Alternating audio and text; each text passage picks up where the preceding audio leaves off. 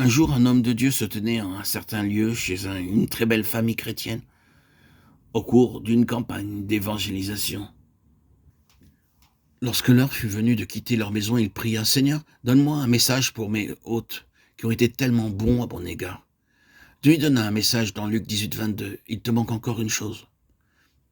Alors l'homme de Dieu pria: Seigneur, ils ont été bons avec moi, comment puis-je leur donner un tel message? Plus il priait, plus le même message lui fut présenté toujours à nouveau. Il te manque encore une chose. Il n'eut pas le courage de le dire directement à ses hôtes.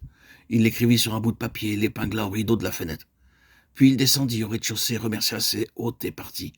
Après son départ, la maîtresse de maison monta au premier étage et vit le morceau de papier agrafé au rideau de la fenêtre. Elle lut les paroles suivantes: Il te manque encore une chose. Elle appela son mari et dit: Voilà les dernières paroles de l'homme de Dieu à notre adresse. Ainsi ils s'agenouillèrent tous deux près de la fenêtre et prièrent: Ô Dieu, montre-nous la signification de ces paroles que l'homme de Dieu nous a laissées. Quand ils prièrent, Dieu leur en montra la signification. Comment, jusqu'à ce jour, ils n'étaient pas nés de nouveau, mais qu'ils dépendaient de leurs propres bonnes œuvres et de leur propre justice en vue du salut.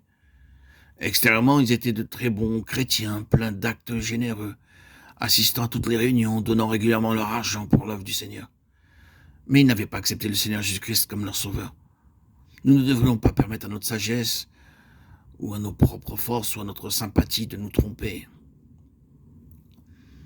Bien qu'Abraham aimât beaucoup Ishmaël, Ishmaël n'eut aucune part au royaume de Dieu, parce qu'il était né de la chair. Mais Isaac était né de l'esprit. Le Seigneur avait mis la vie nouvelle dans le corps d'Abraham avant qu'Isaac fût né. Ainsi, Isaac est un type de la puissance de résurrection. À moins de recevoir la puissance de résurrection, nous n'avons aucune part dans le royaume de Dieu. Assurez-vous de quel groupe vous faites partie, de celui d'Ishmaël ou celui d'Isaac. Abraham se trouvait dans un grand danger spirituel à cette époque, car il était gouverné par une affection humaine à l'égard d'Ishmaël. Aussi Dieu lui apparut et lui dit d'écouter sa femme qui lui tenait à ce moment-là des propos très importants. Si dans le passé nous avons fait la volonté de Dieu, il n'existe aucune garantie que cela sera encore le cas à l'avenir. Il est possible de faire une faute à n'importe quel moment. Au fur et à mesure que nous avançons en âge, notre affection à l'adresse de nos êtres chers et de nos amis devient très forte, et beaucoup trahissent Dieu dans leur vieillesse à cause de l'affection qu'ils portent à l'un ou à l'autre. De nombreux parents, maris, épouses et enfants désobéissent à Dieu à cause de leur amour pour quelqu'un d'autre. Cette affection humaine doit être amenée à la sujétion de Dieu. Sans doute cette démarche est-elle très pénible, mais elle est très salutaire.